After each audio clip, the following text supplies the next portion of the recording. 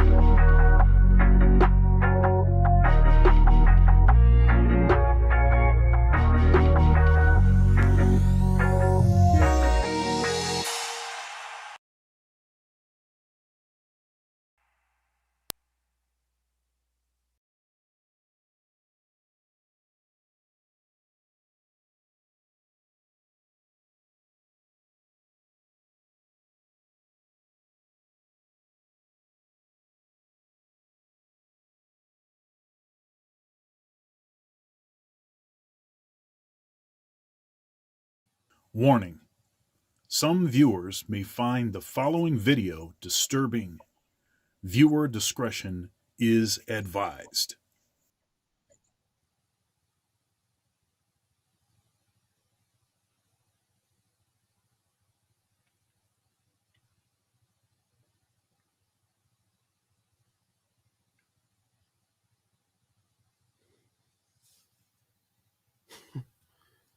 You all right there, sir? Because your microphone cannot be heard. I hope.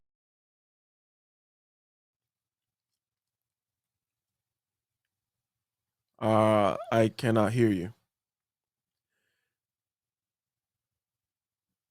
Not yet.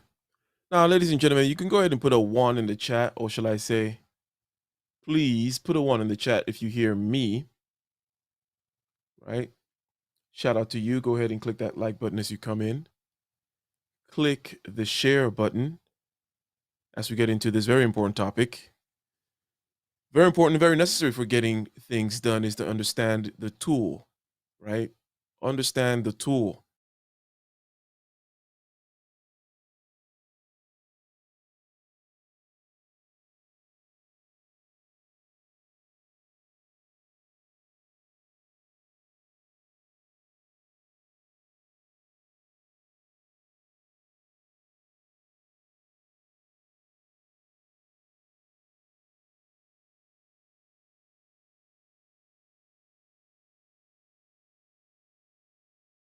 But of course, you can hear me now. Oh, goodness. Uh-oh. What happened there?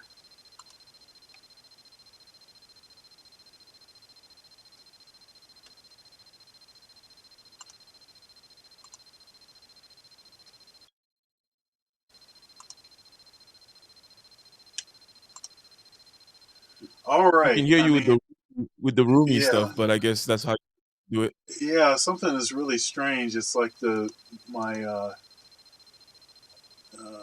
yeah, I'm not sure what's happening. Check, check, check. Okay, wait a minute. There again. Yeah, There it it's went. good. Okay, goodness gracious. All right. We're getting this done. Oh my goodness. That was some clunky stuff there. Anyhow, uh thanks folks for bearing with us. How are you doing, Ike? I'm doing rather well. I'm doing rather well. Well, like I'm glad that the summer is coming around. Certain, it is already here, isn't it? And I'm it's just interesting. Things are changing, things are moving forward, and I'm ready to get it done. Yeah. A little bit of shameless plugging as we're getting started. Uh, I had a really great conversation with Coach Greg Adams, um, and that released on Monday, this past Monday, and we talked about all kind of stuff. This is that interview right there, episode 209 of Conversations with Dr. Thunder.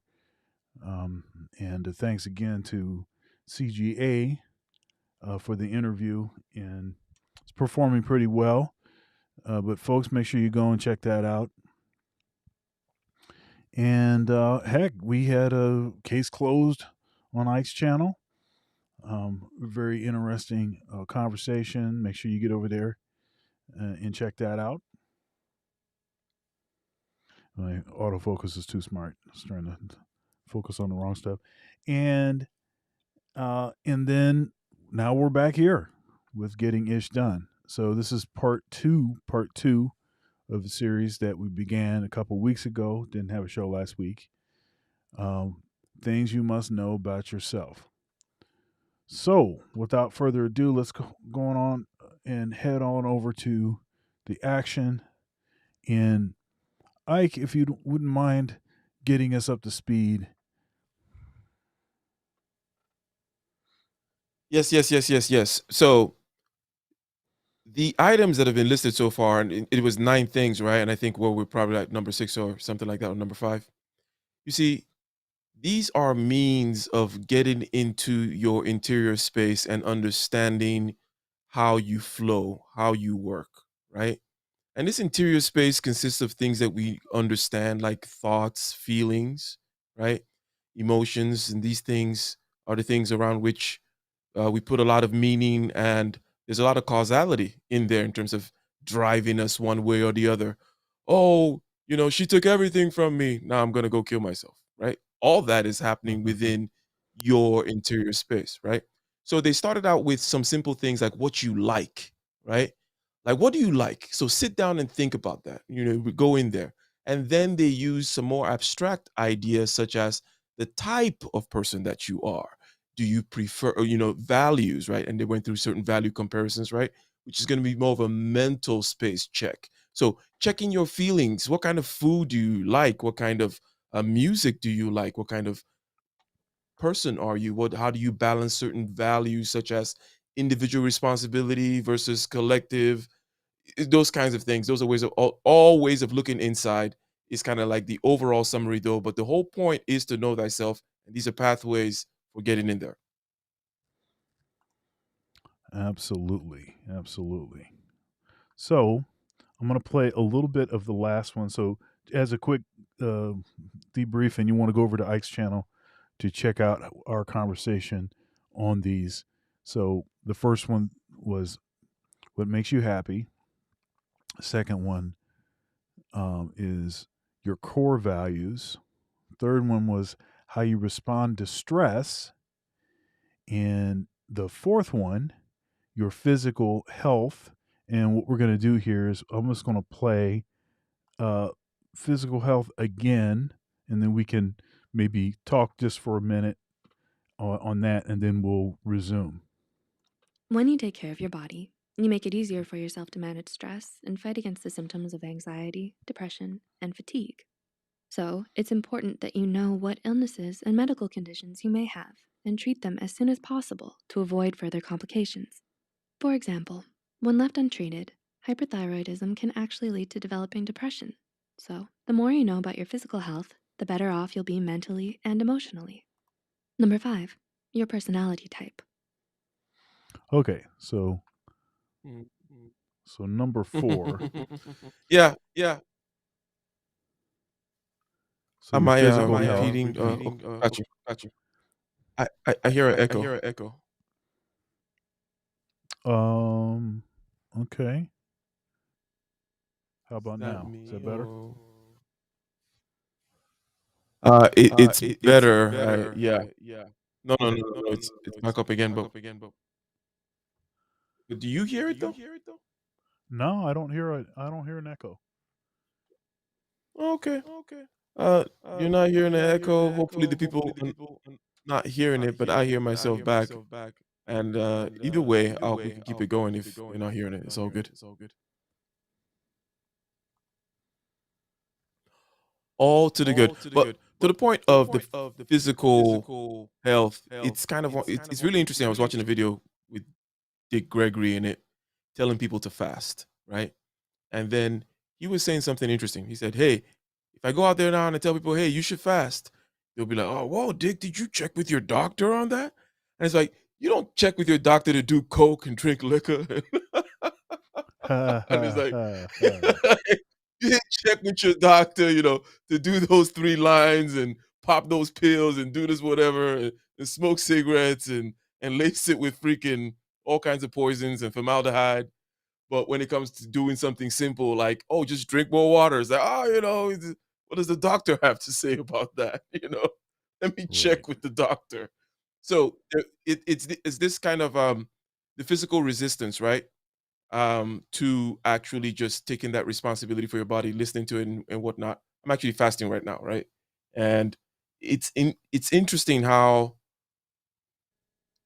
this particular access point of getting into your body and knowing the rhythms and whatnot, you would think that it's easy, or that people, oh, don't you know your body? But people actually do not know. It's not like they're even ignoring it. They just never knew that this crap that they keep eating is why they feel like this, or as opposed to that. That's why they're tired all the time, or they are not as productive as they could be. And it's not about, oh, you shouldn't eat that crap. I'm saying, hey, yeah, I eat crap that makes me less productive too, but I know that's what's going on. So I have to stop at some point, fast, get back in gear, get back in the gym, whatever, get back in the routine. But the idea that you don't even know what it is. Like when I'm dehydrated, I know. And I can tell in my mood or whatever. And I start, okay, cool. I got like 30 minutes to get back on the in the water game. But anyways, I was just I'm out here bloviating, but I don't hear the echo anymore. Great. Okay, and Practitioner says that there was an echo, but there no longer is an echo. So great. Here we go. Here's number 5.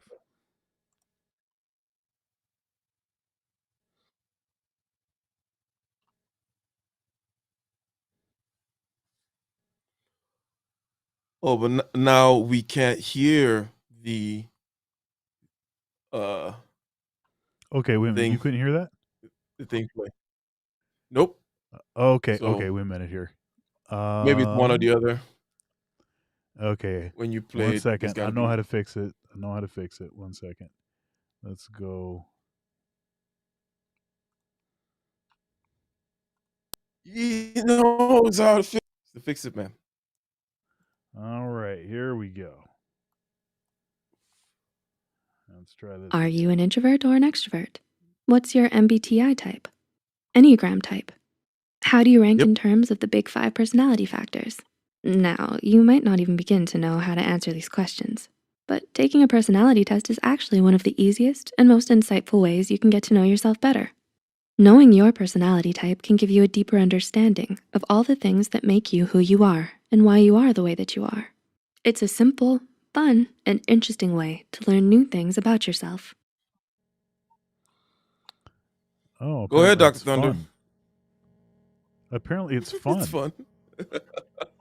Yeah. Have to throw in those kinds of words in there for the little ice cream sprinkles. It's fun. What do you think about this particular advice here? Here, why don't you go first? I'm hearing some noise. I'll fix that Okay. while you're talking. My issue with this one is that people they slip it in there as though it were basic, simple, as though 99% of people are not going to go in there and find what they want to see. A lot of times they do that, right? People are famous for mistyping. In other words, you do all kinds of statistics, right? And there's certain cool types, right? They just exist. It doesn't matter. You don't have to know the types. You don't have to be into MBTI, know what it is. But there's certain types that are deemed more cool than others, depending on which particular status group you're in and whom you're trying to impress, right? uh, Therefore, when you see the self-reported data on those types, it's like everyone is that type. It's like naturally it should be only 5%, but somehow like 80% of people over here are all okay. So not to but I think it's one of the highest level representations from the level of because I talk about mastery of subjective consciousness, feeling, image, talk, going into the body, going into your mental space, and being able to be aware of the passing of time within there, right? And in there lies your ability to kind of develop concentration, equanimity, and all these things, which have great both physical health, mental, and shall I say, external benefits to you. But there's, in terms of representations of psychologically of cognition, the MBTI is the best level in terms of breaking down what this thing that we call cognition, right? Your ability to perceive things, process it, and what are those functions? What are the different parts of that engine that we can rely on conceptually and make sense of, right? So what are these different modes and means? Blah blah blah. But you fixed your audio issues there, Dr. Thunder? Yeah, I think so.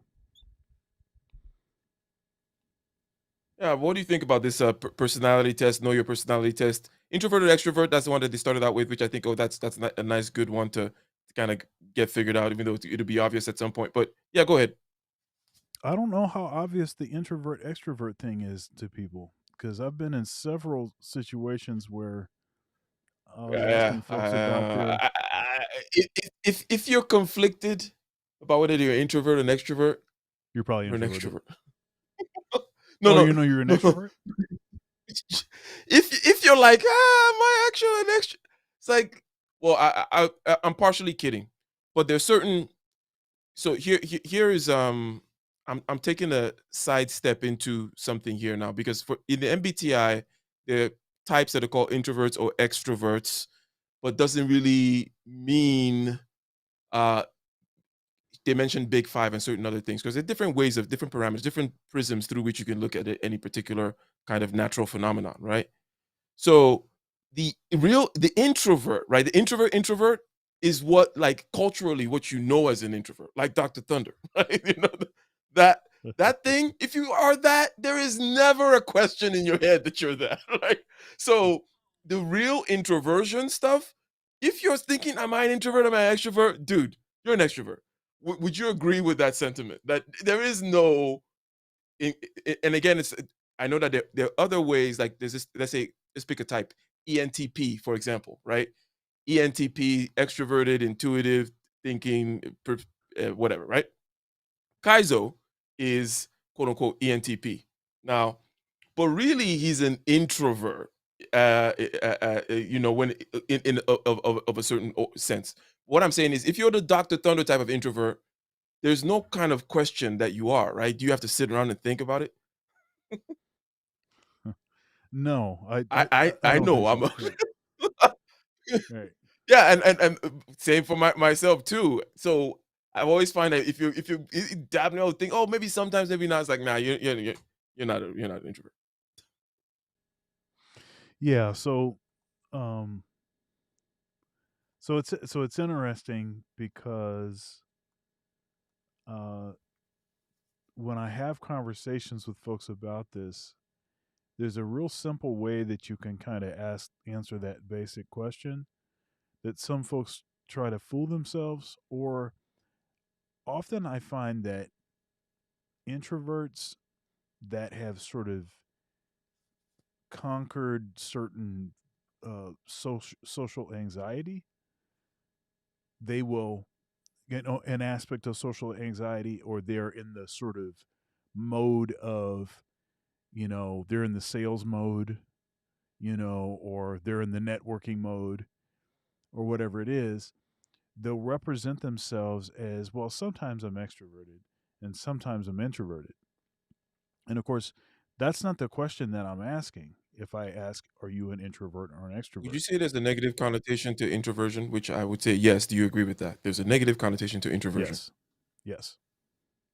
and I think that's why socially a lot of people want to, I'm an introvert. I'm not really an introvert, but because they're kind of looking at it, they're looking at all kinds of layers of social and such and such and such, right?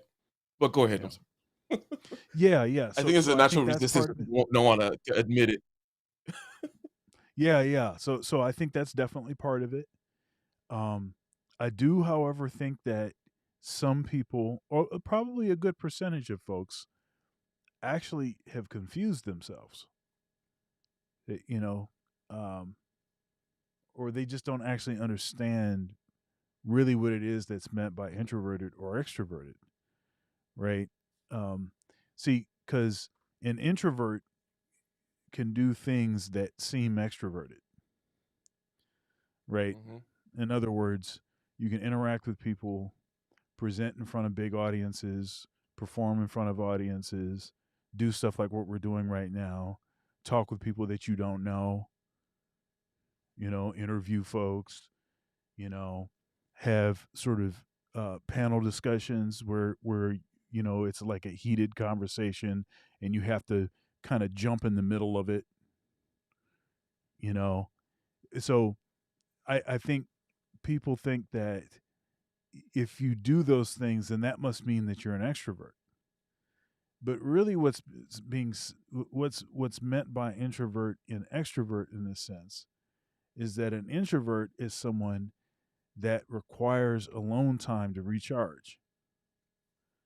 That requires Mhm. that if an introvert goes to a sort of social event where the social event is not, um hold up here, I'm not sure what happened. All right, there we go.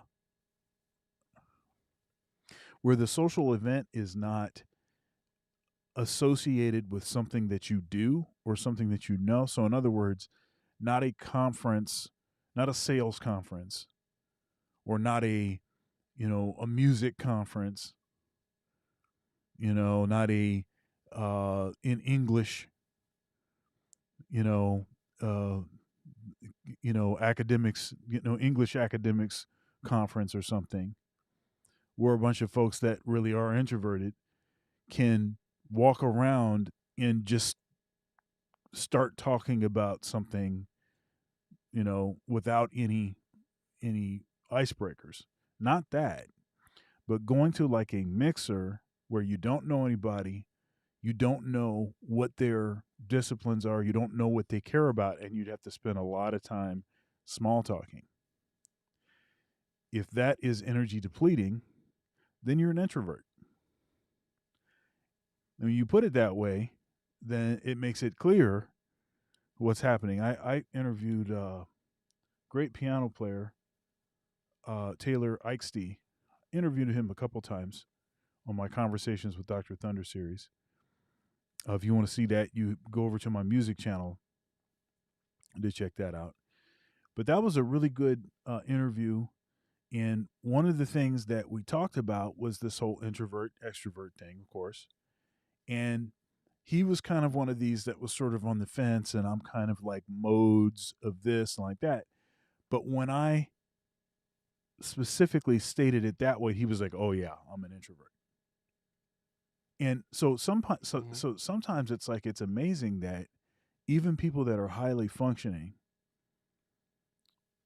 haven't done certain basic things to know themselves to a greater degree, because that's, to me, seems like uh, an easy thing Let to me, figure out. what one interesting thing about, there's a delay, by the way, so that's why it might seem like we're, or I'm talking over here. I noticed either way, I think we keep on Okay. going. But one interesting thing about what you just said about people knowing themselves is quite interesting vis-a-vis the lens of personalities as well. Because if we expand it from this introvert versus extrovert thing, there are a few certain types that are preoccupied. Like, for example, if you go into the quote unquote MBTI community, the actual people who go in there and study it and tinker with it and are interested in it and do that kind of stuff, they are actually a certain type, in the MBTI category, right? So it makes sense. If you're knowing thyself, you're probably the kind of person that's into knowing certain types of other things as well. And it's not about you say high functioning, high performance. Yes, sure, it might be, but not in these things that certain types are preoccupied with. It's almost similar to, one might say, philosophy, for example, right? Of course, it's not just because you're high functioning and smart person that you're going to be interested in philosophy. No, it's a person. There's a personality aspect to it, and by personality I mean a cognitive function, not some kind of airy fairy personality, like some kind of crazy stuff like that, like pixie dust. But it's interesting. I agree with what you said, and also what practitioner said about how you're charged. And if I broke it down again to this kind of functions, cognitive functions, is because one of your main functions as an introvert, meaning the way you kind of perceive and process the world, is internal. Like, you don't really need, in order to go deal with most of the things you need to deal with in life, okay, you don't require bouncing off external stuff, right?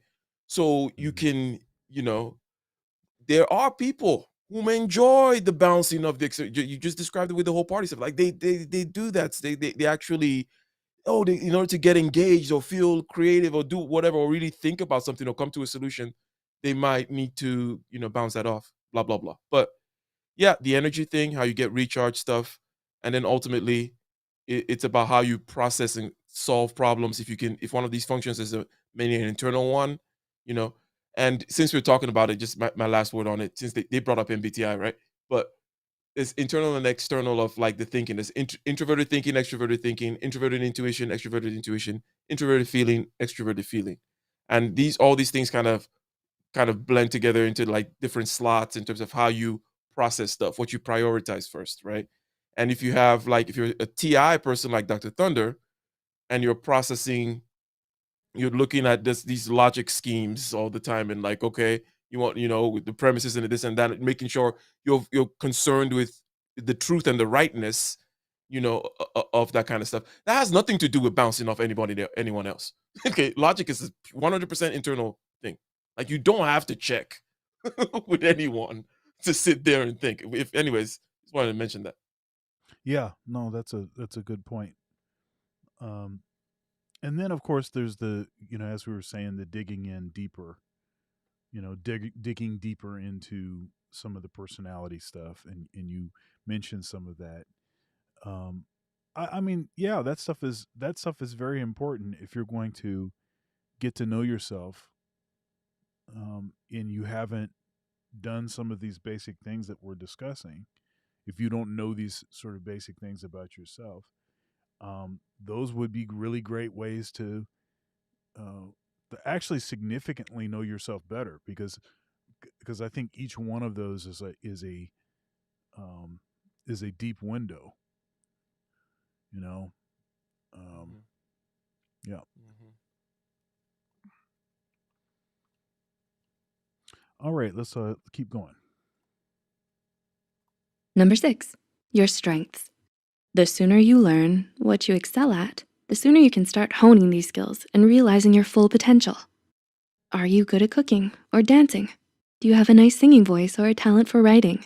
Do you easily finish puzzles and riddles? Or are you more interested in debate and public speaking? Are you a people person, a natural born leader, a gifted athlete? The truth is, until you put yourself out there and give it a try, you'll never know. Number Is people Hmm. person a skill? Hey. Wait a Ah, minute. I thought that was the last category. yeah, it's it's that thing, what those salespeople or what CEO, why it's it's the same reason why people wonder why some people get paid what they get paid. It's like, oh, this guy, the head of the PGA golf, blah blah blah, yeah, got paid 15 million last year, and you're like, what the hell does he do? I he's a people person, backslapper, blah blah.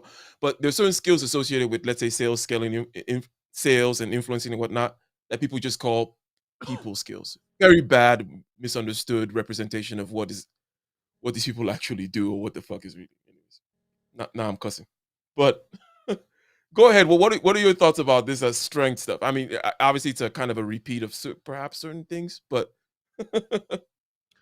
Yeah, it could be a repeat. Maybe they could have compressed a couple of these categories, but I do like this, this idea of figuring out what your natural abilities are, so you can kind of lean into those.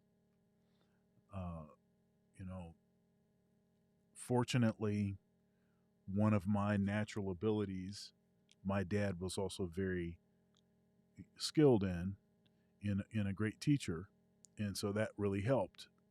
He recognized certain traits that I had, attention to detail and these kinds of things.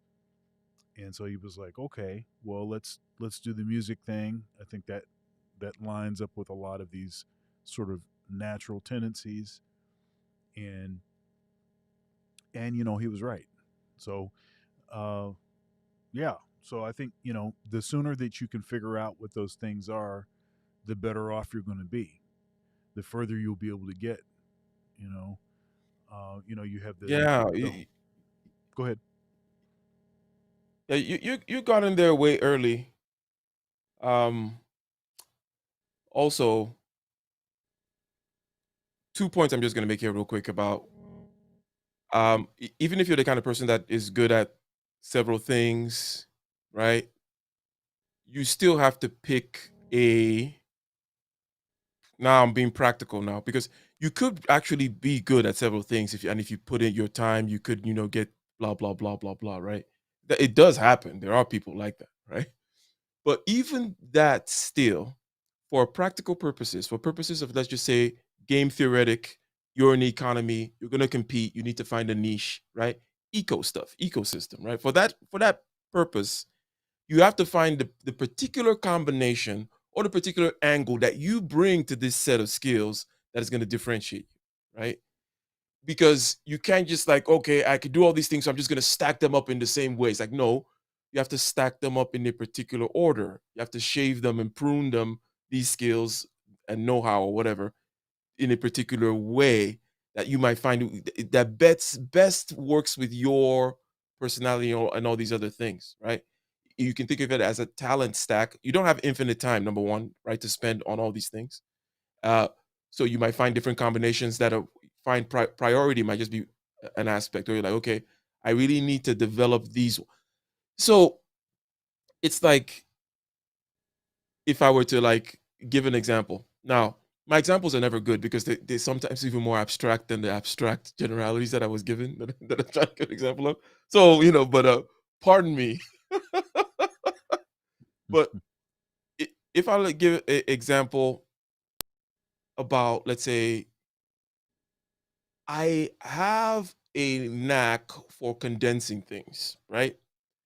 For boiling things down to their essence, or in other ways, to kind of getting down to certain kinds of foundational stuff, wanting to get to the real depth or the conceptual level, and also the whole with the idea of compressing too, to keep it as simple as few pieces as possible on the table, right?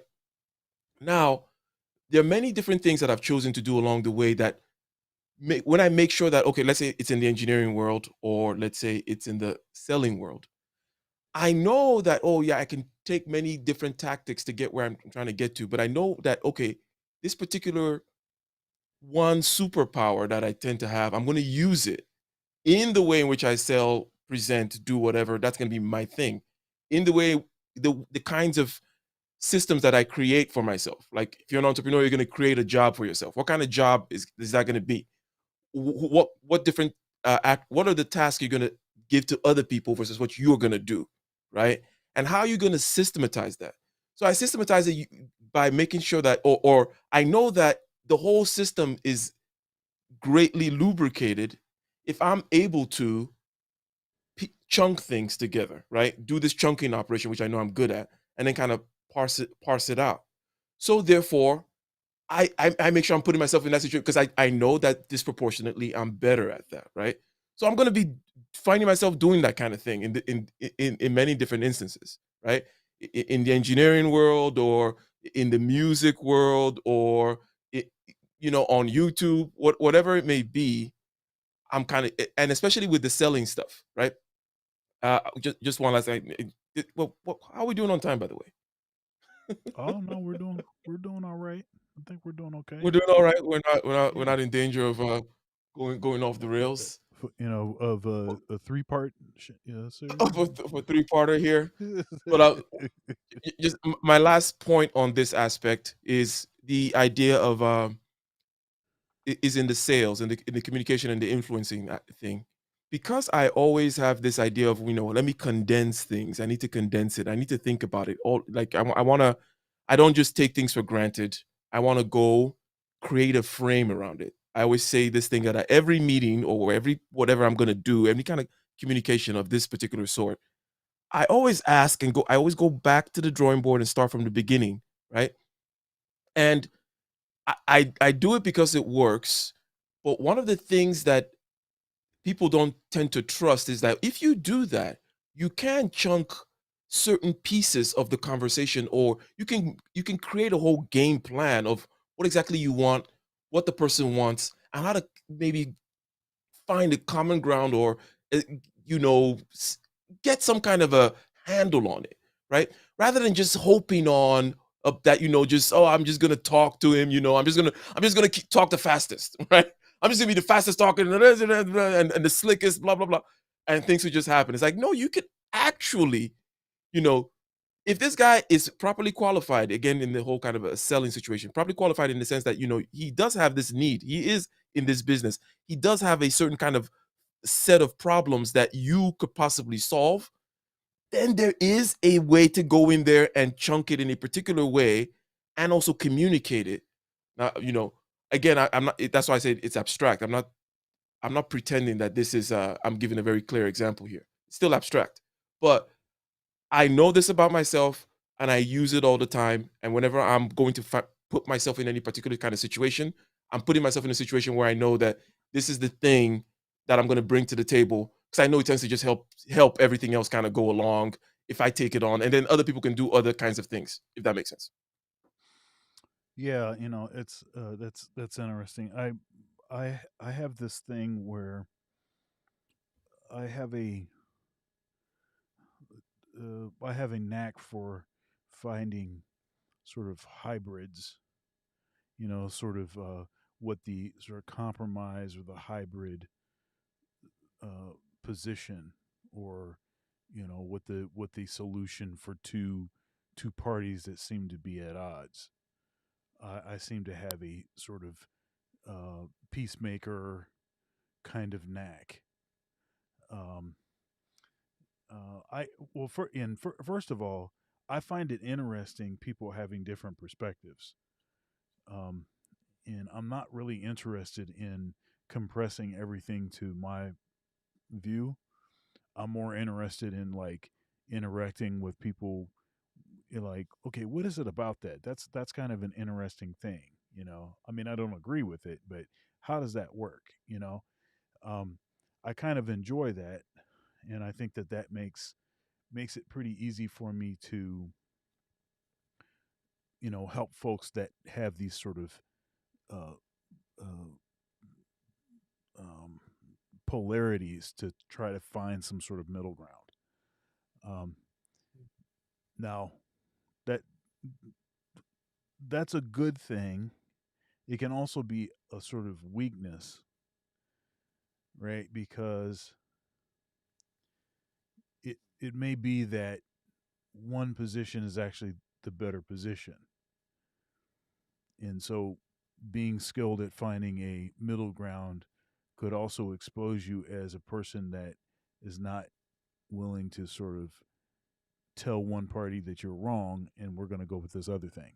And that's not to say that I don't that I have a hard time making a decision or saying this is what we're going to do, but it could be the case that I could be more uh, flexible maybe than I should be in certain situations.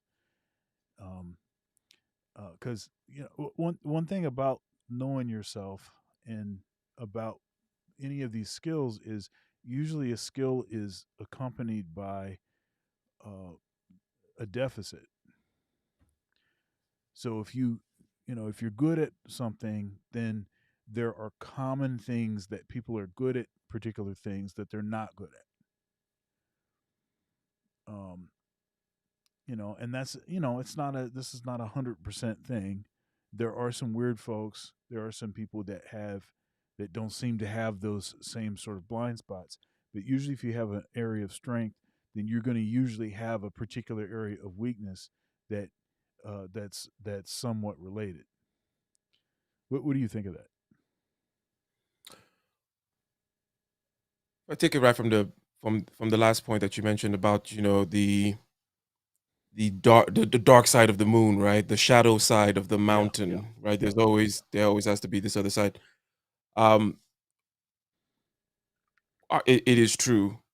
If we take it into the personality thing about the MBTI that was mentioned, there are within that personality set of things, there's going to be one thing, which is one particular aspect of you, which is like almost like a blind spot, right? There's also a side of you which is like tends to be less developed as well. So there's a blind spot, and then there's this less developed side. These two sides are going to be where you struggle all your life. Right?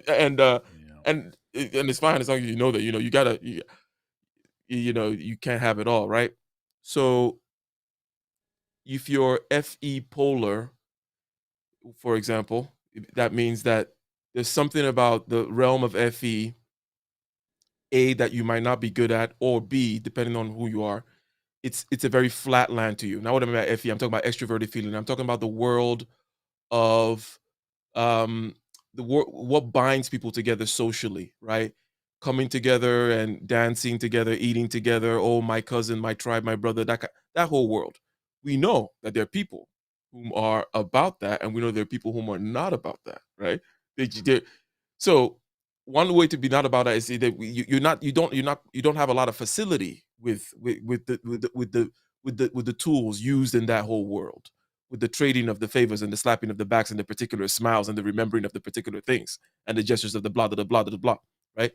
And the way the ways it manifests itself, this particular deficiency, is that you kind of look at that whole world as a one-dimensional thing. This is kind of like, for me, for example, I could look at certain other things like ideas, right, as rather rich, you know.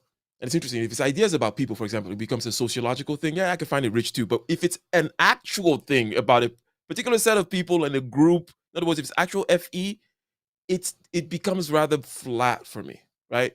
So it's just like, okay, I get it, I know how it moves, but it's just, I'm not gonna stop. It's not a town that I'm gonna stop by and take in, and smell the roses, right? I see the town, okay, and I get it, and this and that, and whatever. I could study, but I just don't have the urge to stop there and smell the roses, right? And there's nothing that will ever change that. But I should know that, because there are there are disadvantages to that. People who stop and smell those roses and know how to play those roses have certain things that they can do that I cannot do. Yeah. Yeah, I like I like the illustration that Apostle Paul uses with you know, there's many parts of the body and people have different responsibilities. The hand doesn't, you know, is not, you know, of, upset or something or jealous because the foot is doing this thing, and the heart has a job, the brain has a job. There's all of these ways you can even get deeper with that analogy. Um, but just the whole uh, fact that we have strengths that seem to also reveal an opposite weakness seems to also show that people are intended for collaboration. You know, Community is important, right?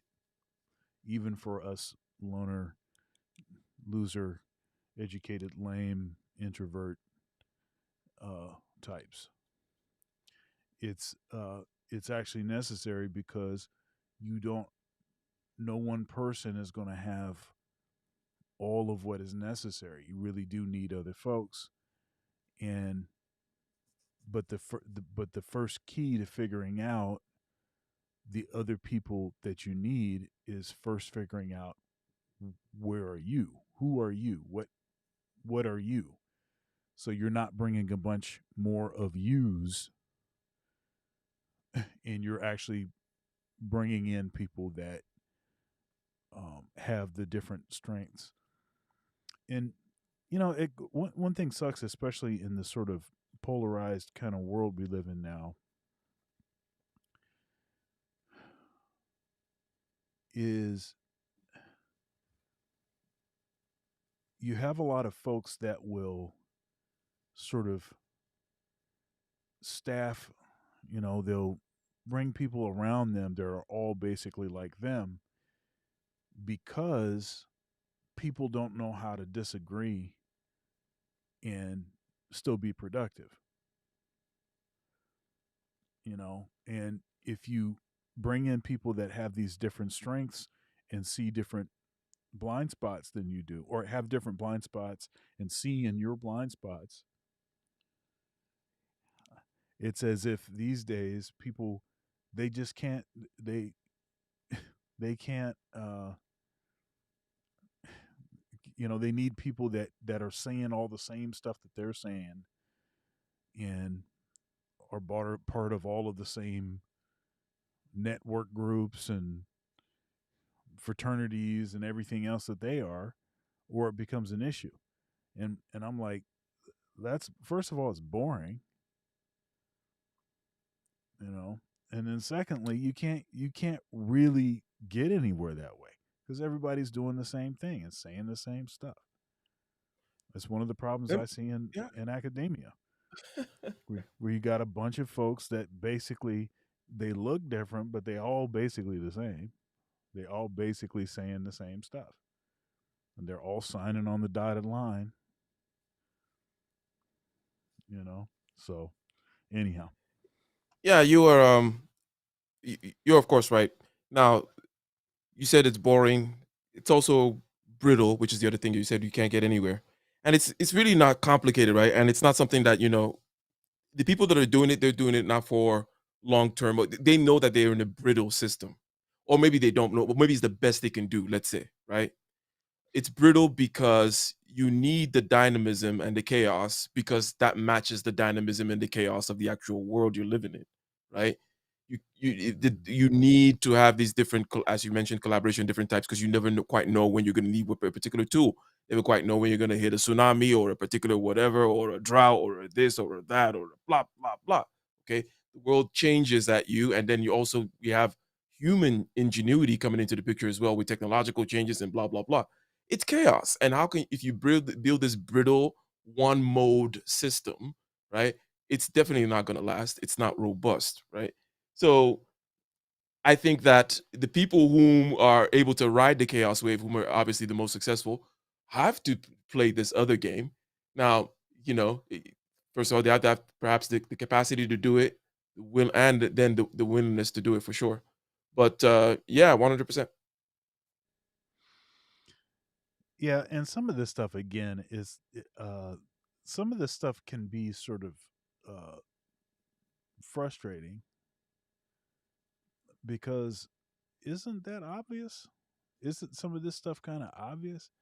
And are people so Ability, Dr. Thunder. I think it's ability. I think that there are very few. I think, okay, so now what I'm doing, let me state that I'm giving what you're saying, I'm taking it to its highest level representation in terms of its highest, this particular skill of coordinating, of being a captain, let's say. Therefore, understanding that, there are different flows and different rhythms to things, and you need to combine all these different, whatever, to be this captain, alchemist, philosopher, king, right? This is a high skill stuff that at least in its highest representation, that is what we're talking about. Now that you can have very mini versions of it, the philosopher king of a particular office somewhere, but you're still doing the philosopher kingery, right? And that's not a common thing. Most, and I mean high most, right? Like 90%, most people can't do that crap. yeah, So they go, what I sticks? Right? guess. What sticks is okay, family, fealty. Okay, that's easy. This is natural. It's like a natural magnet. All these other things too. So they just do that. You know. All right, I guess. All right, let's go to let's go to the next one. Number 7, your weaknesses. Just as it's important to know where your strengths lie, it's also important for you to be aware of your own faults, flaws, and limitations. Of course, even though we all know that nobody is perfect, it's not always easy to admit to yourself what your weaknesses are. But having some insight into the things you struggle with and why can give you a clearer understanding of all the ways you could be holding yourself back. Are you trying to force yourself to be good at something you don't even enjoy? Or are you pursuing a career that doesn't suit your interests and skill sets? Once you know all of your weaknesses, you can either work to overcome them or learn to work around them. Either way, it's a good step to take towards personal growth and self-improvement. So at Of- first it seemed like just like a repetition of the strength conversation because of the implied polarity, but then it started to seem like maybe there's another dimension that she's after. What do you think? Mhm. Um, I was about to get into, what, because we already kind of naturally went there after you mentioned strengths. You talk about, that these strengths have another side, which would be like a weaknesses, and then we went into that naturally and talked about Right. certain kinds of weaknesses. Um, the idea of no, so let me just kind of say a thought here, just generally on weaknesses. Maybe I'll just kind of personalize it. Like, what are my weaknesses? Maybe I'll say that, and then what are my weaknesses? The Yeah, we things we that already know those. It's very obvious, man. No, it's just, so, is it big booty ling ling? I don't know. Well, what is it? right, Um, right. um, my weaknesses, things that relatively you're gonna suck at. Um, so one of them sounds really crazy because it's really about action, right? And it sounds crazy because I do take a lot of action. I do kind of um, you know, I do a lot. However, there's a backlog of decisions that I've made that I've not acted on, and I know that. And maybe only me, only I know that, right? So I do know that, when I judge myself, the taking action is not my strongest suit. And I am not very that's it does kind of wear me out. So I have to kind of sometimes plan, find efficiencies and so on and so forth. The guy who's just ready to go has a lot of energy. That's not necessarily me. I struggle with that aspect. Um, that is definitely one weakness of mine. So Yeah. Uh, my weakness is I don't like people very much. No, I'm joking. Uh, no, that's a strength. What are we talking about? Which details that my weakness is that I actually think it's a strength not to like people. Okay. Anyhow, uh, um, yeah. So I have one of my weaknesses and it goes along with, and I think you're this way too. You you can do a lot of things, you know, and when you can do a lot of things, sometimes you can you get like sort of paralysis because there's a lot of things that you can do. Which things should I be, putting more eggs in, and which things should I just cut off? It's not as easy as you'd like it to be, you know. Um, so that sometimes is a challenge. I have a lot of things I want to do, and then often is the case that although I know and or have, of course, I know what my strengths are for the most part. Often is the case that I take it as a challenge to develop things that are not my strengths, right, into strengths. And perhaps at times it would be better for me to lean on what my strengths are. If you understand what I mean. hmm hmm hmm and let me just what you said 100% in terms of the many things conundrum. And then I want to kind of maybe just clarify, fine tune what I mentioned earlier about action, because one aspect has to do with what you said in terms of like, okay, I know that these things decision made, what would I do? Would I put, because everything is fine. Nothing's infinite, right? You don't have infinite money, you don't have infinite time, you don't have, okay, you got to make all these choices all the time, right? But also, I am not very good at dealing with there's some about interacting with being good. I know because I know people who are good at this stuff, right? Um, like natural mechanics, or maybe someone like or instrumentalists like you, Doctor, right? And you guys tend to be good with interacting with 3D in time in real time, not in some kind of conceptual space or whatever, or plotting, blah blah blah, but a real time handsiness, not my strong suit, right? Um, yeah, I think that learn to play an instrument, for example, might improve that a little bit with me. But I just want, yeah. Yeah, here's another strength. Strength weakness combo. Um, so uh, I'm an improviser. I'm a I'm very spontaneous, right? Now I have a particular definition of spontaneity. I'm not talking about just taking unreasonable risks, right? That doesn't make any sense.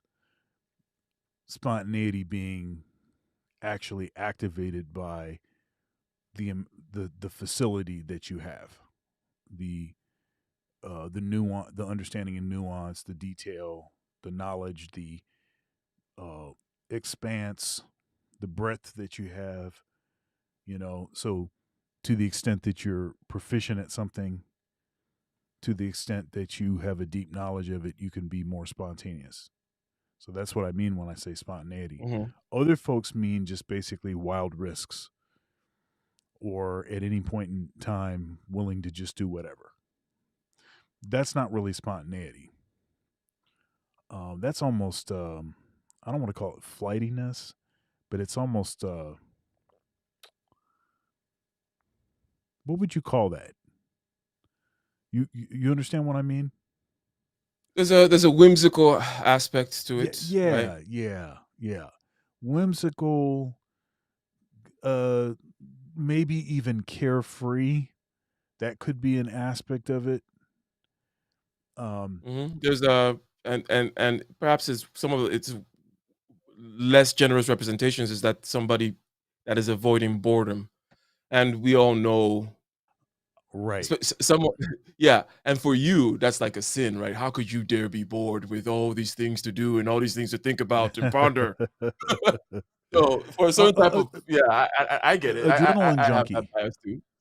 Yeah, like an adrenaline junkie, right? So Okay, it's yeah, kind yeah. of it's sort of that. Okay. Um, and I'm an intuitive, right? Which goes along with that, right?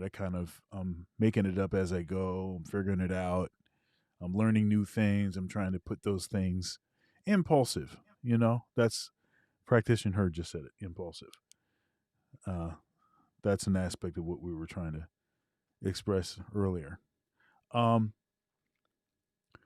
but I'm I'm an intuitive. I'm figuring it out as I go, and but the problem with being an intuitive, and I've learned how to be more of a planner. That's not something that comes natural to me, um, because other people are more comfortable when they know where you're going.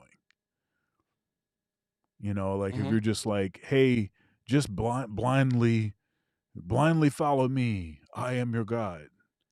You know, that kind of thing doesn't, you know, it's nice and confident in things, and it'll get you out of a pinch here and there, but in the long run, people kind of want to know what your vision is. Like they need to know, okay, so why am I signing up for this again? What's the point of this? And where are we going? What kind of things are we trying to do? What are the objectives? That kind of thing. So I've become better at that, but that's not my native language. My native language is I basically develop relationships with people and get them to trust me.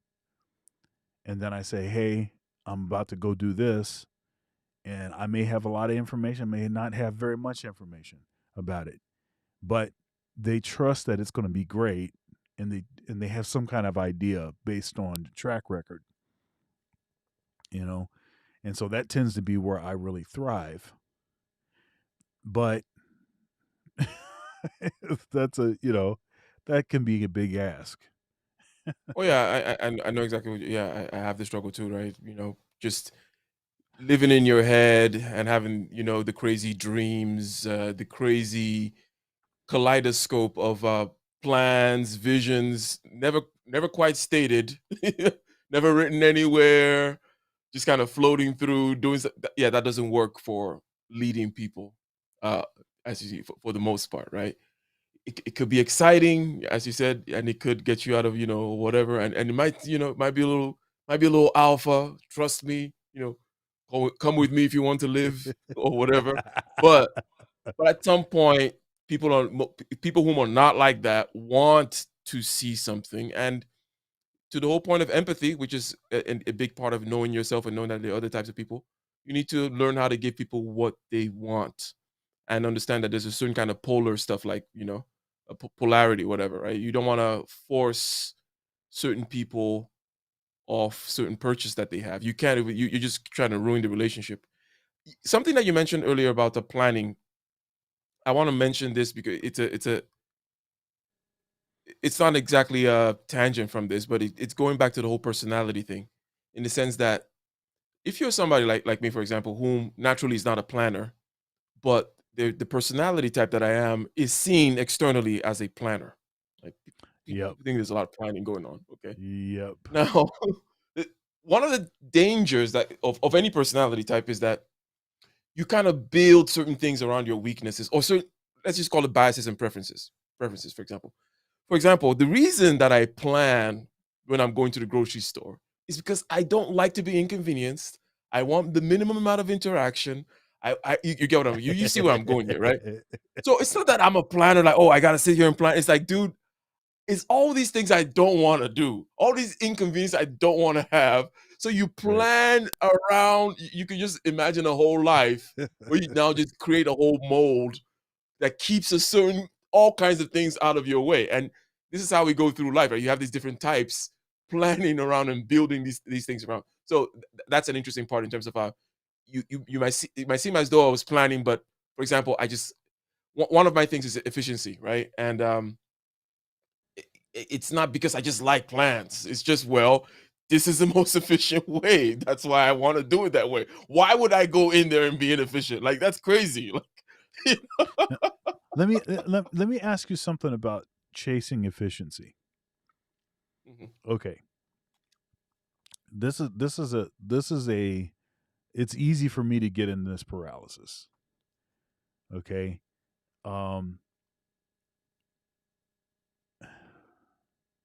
It's the sort of hunting for the most efficient way to do something, the best way, the most technologically advanced way, the updated approach, the cutting edge of getting a particular thing done, doing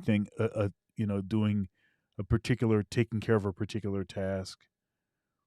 Um, and in particular, this sort of interfaces well, probably much to my detriment, with my sort of, I'm a gear junkie. Like Mhm. technology, um, cameras, all kinds of, just all kinds of stuff, music, gear, guitars and basses and instruments and all kinds of stuff. It's funny because I tend to actually be less nerdy about the thing that I'm most known for, the saxophone, right? But I'm probably the least nerdy about that. Like, a bunch of that stuff I don't really care about, but everything else that I do, it's all like way over the top. Like, what's the new hotness? It's all of that, and that gets in the way of my. Uh, it gets in the way of my productivity. It's like I'm Yeah. chasing So efficiency. I would say, I would. There are a number of things. There are a number of colors, but let me point out one particular film and suggest that this film is telling me that it's not really about efficiency. That maybe you like efficiency separate, but there is a love of stuff and gadgets and tinkering Yeah. in there, Yep. Yep. which which is the issue here. Okay. Yep. So I think that is the important color here, that to kind of like watch, right? Because that's the thing that you're now putting over the productivity, is this love of the stuff, right? Right. but Yeah, but yeah. it's funny too because it's like there's an affinity for the stuff. Often is the case. Let me get this thing, and then let me figure out what I'm going to do with it. And it's like, dude, that is not the right. That ain't right.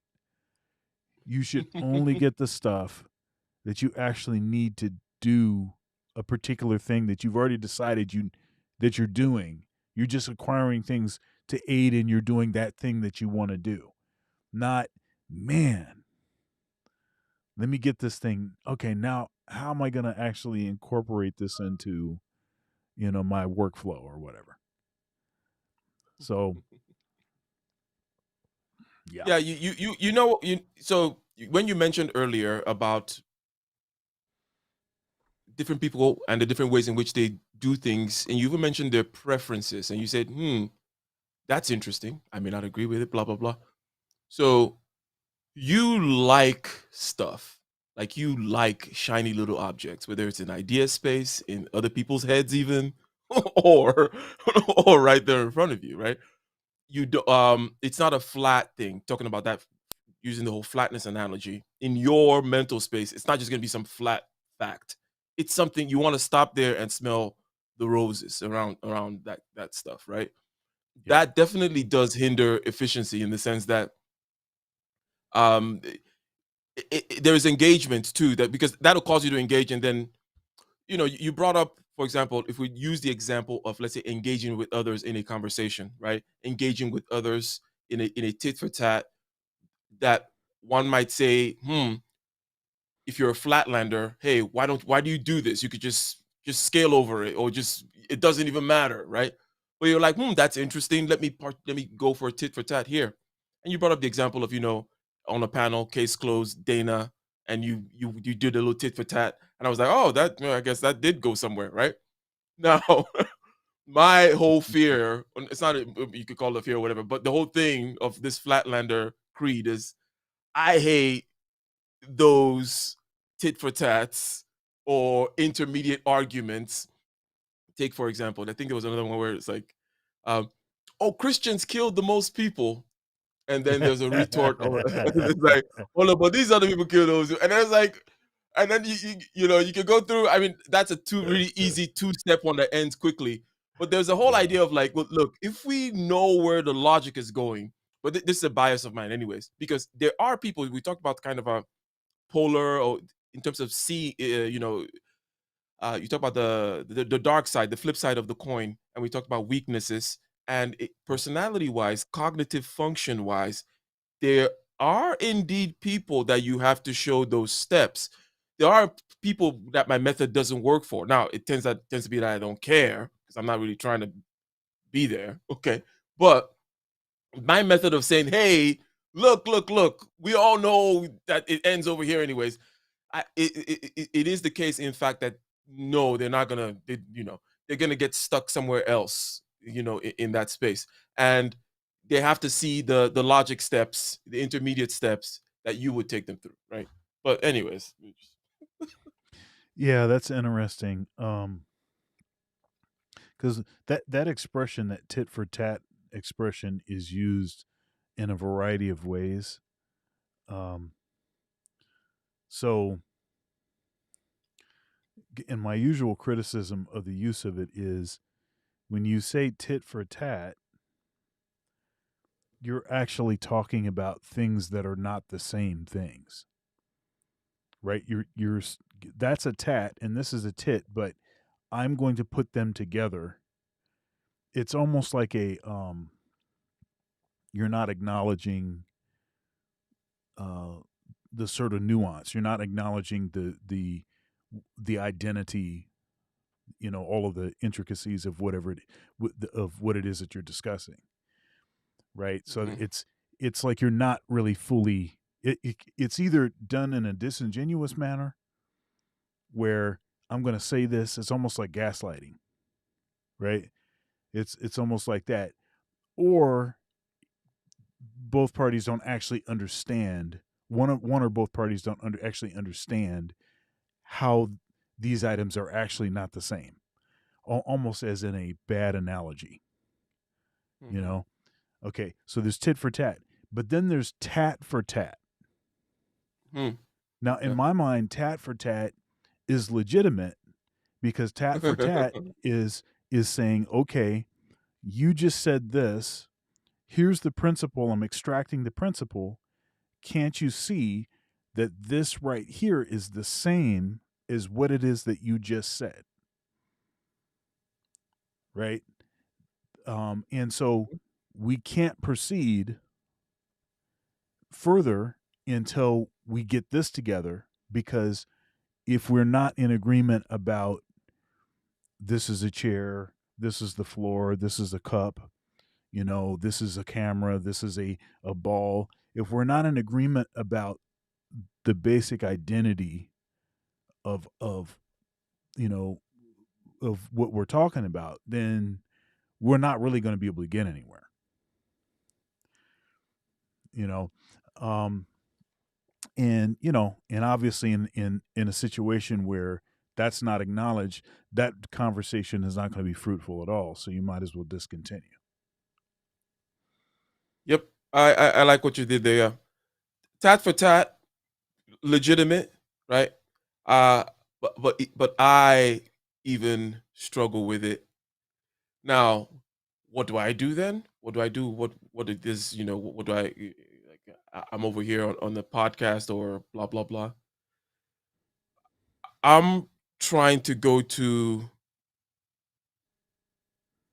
You know what?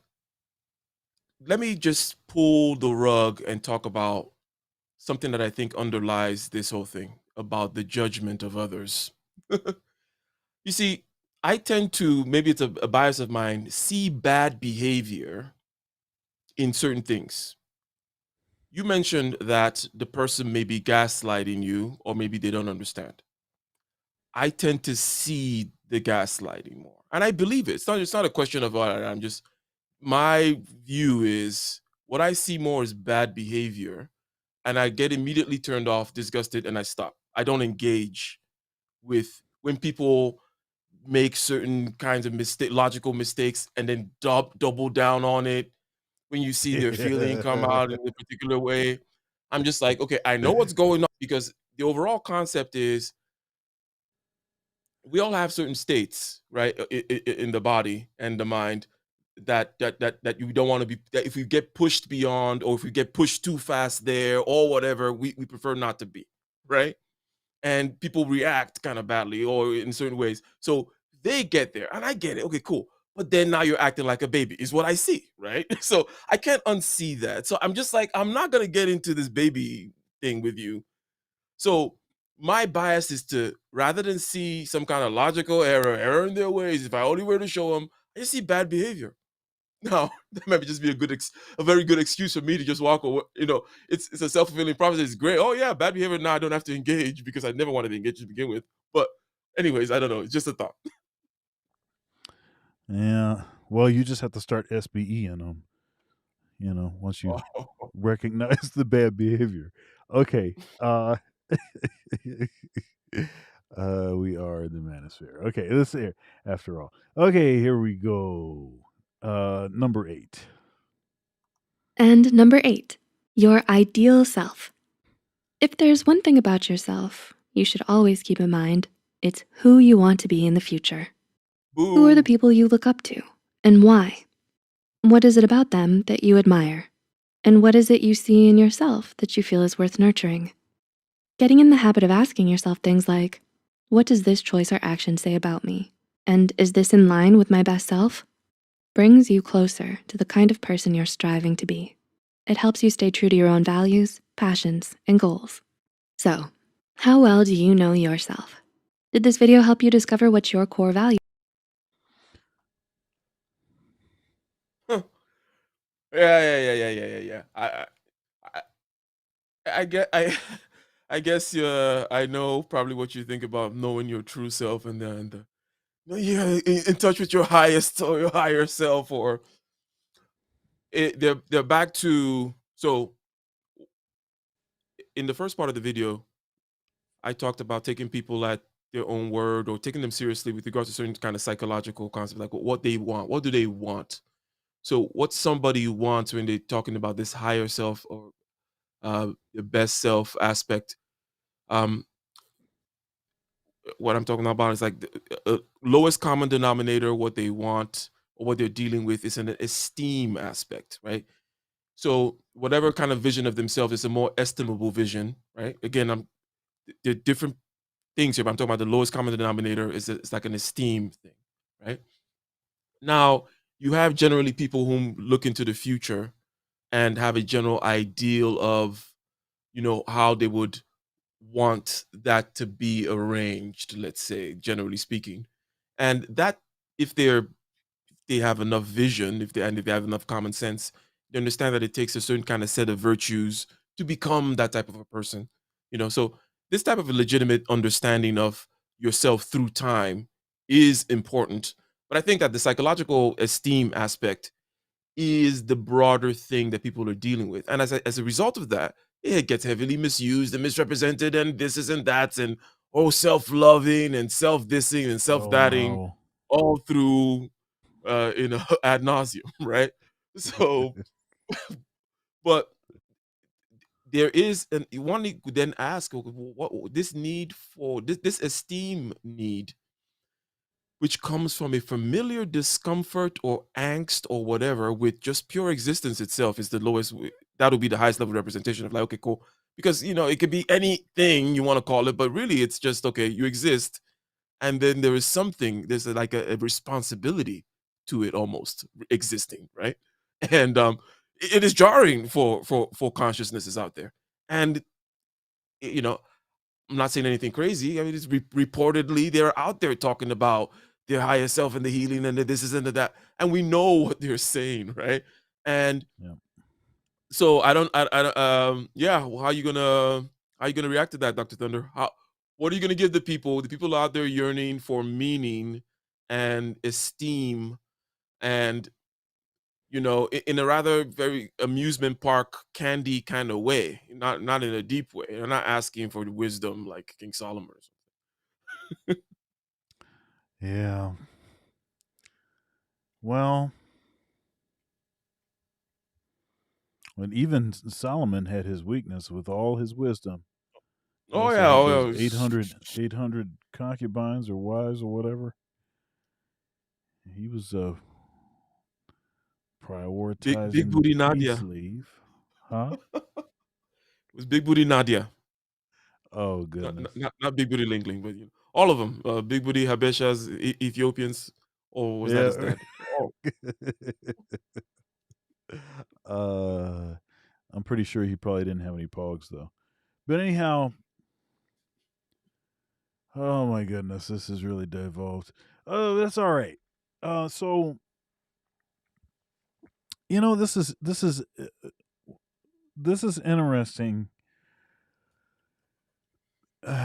Goodness, it kind of goes to, as soon as she started in on point eight, I started kind of hearing Jordan Peterson with his sort of treating yourself like a community, and and this is a thing that we talked about this before. I've mentioned this before in this on Getting Ish Done, and it it helps to uh, remove the abstraction, out of the process of, you know, self love and self respect, and, um, treating yourself with respect, and having confidence, and, um, you know, being your authentic self, and all of that stuff that people say that is like really not it's not precise stuff. It's like this general stuff that people say, and I don't even think they know what they're saying. But the treating yourself like a community, the past you, the present you, the future you, doing things that will set yourself up for what you want to be doing and the kind of choices and opportunities that you want to have by um, being willing to endure hardship in the moment. You know, the that whole what is it? Delayed gratification thing. The ability to delay that for the sake of your future self. That's true. That's actually true respect, admiration, love, you know, compassion for oneself. That's actually what that is. This other stuff, you know, is completely abstract. You don't even know what they're talking about. You certainly, because you don't even know what's being said, there's not it's not like there's action steps that you can take. You don't even know what direction you're walking in, you know? You don't even know who's talking, who's telling you this. So it's just really uh so I really like that that she went to she and she didn't say it directly, and maybe she used a little bit more, you know, jargon and happy talk, you know, and that's fine. But there was a certain level of satisfaction that she addressed the whole kind of trying to become the person that you're trying to be, and that being a journey. It's not just like a one step thing, it's a process. There's an implication of that, and that's actually something that you can do. That's something that's actionable. It's something that you can take steps towards who and what it is that you're trying to do with your life, who you're trying to be, and what you're trying to do. So I took it that way. So I like the way that she kind of wrapped that up. Um, Hmm. yeah. Hmm.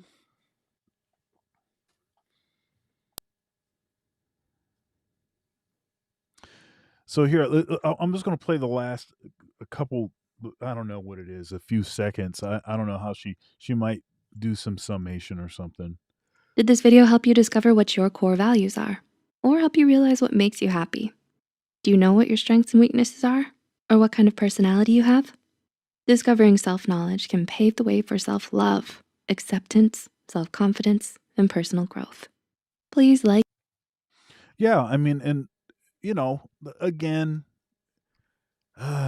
she said the words that are usually trivial. Usually, when I hear somebody say those words, I'm like, okay, this is going to be a bunch of hogwash.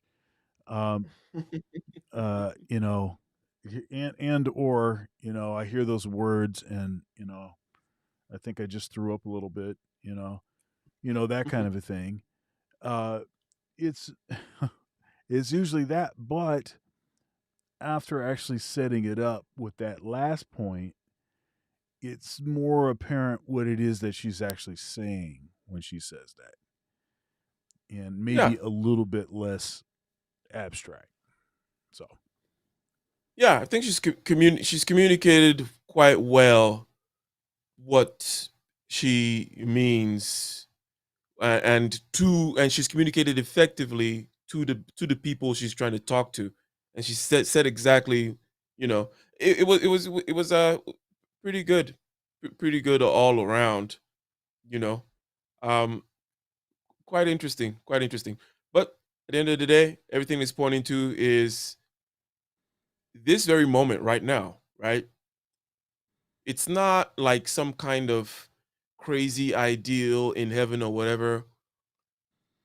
Everything she's talking to about knowing yourself is about becoming familiar with the moment, right? So if you just shut up and all the things that you're using to distracting from noticing what's going on with you, what mm, you are, and what's actually happening, it's that. So it's about becoming familiar with the moment because the moment is all that you have. It's all that you will ever have. There's always going to be tomorrow is feels just like this, right? Still space time and your freaking issues. It doesn't change, okay? It's still the same the moment. So becoming familiar with that thing, it is rather chaotic. It is rather it's like you're being thrown into something. That's why there's a certain kind of insecurity about it, and people want to deaden that with all kinds of things, start thinking about the future. Oh, it's uncertain. What's going to happen? All those kinds of things. Like, become familiar with that. And you realize that actually that's the beauty of this whole thing, right?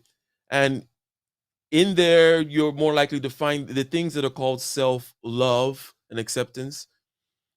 I like to use technical terms like equanimity because I think that the descriptives of what I'm of a particular thing. I mean, equanimity, I'm really just talking about that relaxation and concentration of the body at the moment while it faces whatever perturbations, highs or lows.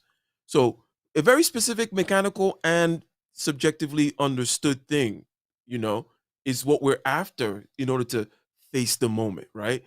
It's not, but when put that way, it's like, then it's simple. Oh, you just buy the book on equanimity. It's like, no, it's still about the moment, though. It's not about buying the book on equanimity. It's like, can you have equanimity right now? Can you face your reality right now?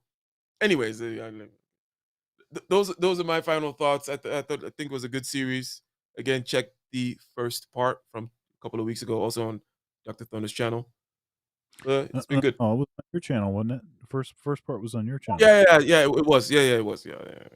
We did another, but we did do another video by the same YouTuber, this same YouTube channel, and that was actually good too. We did. It was a two-parter.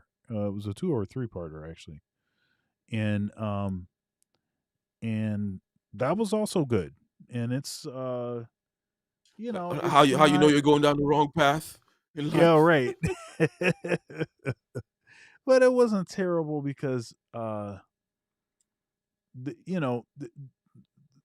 yes, it's packaged for mass consumption, but it's pretty easy for us to take each point and unpack it and like provide some more nuance in where some of that stuff goes. So, yeah. I didn't totally regret it.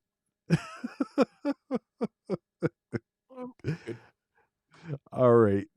Well, that is our time. And make sure you come back for Case Closed this Sunday, Father's Day, 4 p.m. Eastern Standard Time. And we're going to have a Father's Day kind of show. And that's going to be in some way highlighting the importance of fathers or something like this. I haven't made the final decision yet, but it's going to be a really good show with an all-star panel. The future of fatherhood. I don't know, some kind of alliteration. Yes, that's right. Will fatherhood become obsolete? Perhaps, planned ups. Anyways. Yeah. All right. Well, I guess that is it. And make sure you go over to Ike's channel and sub to his channel, become a channel member over there. But also make sure you do the same thing here: like, share, comment, subscribe, become a channel member where you get access to all archive videos. Support Black Male Media, support independent media. Super chats enabled. Super thanks for the replay gang. Cash App, Venmo, PayPal, Dr. Thunder Music, all one word. Spell out the word doctor. And if you'd like to join the Sandwich Gang, go ahead and shoot me a Cash App for a post-workout sandwich. Sandwich is spelled with 2 M's, if you didn't know that. All right, and that is our time, and we'll see you next time. Be well. Peace. Peace.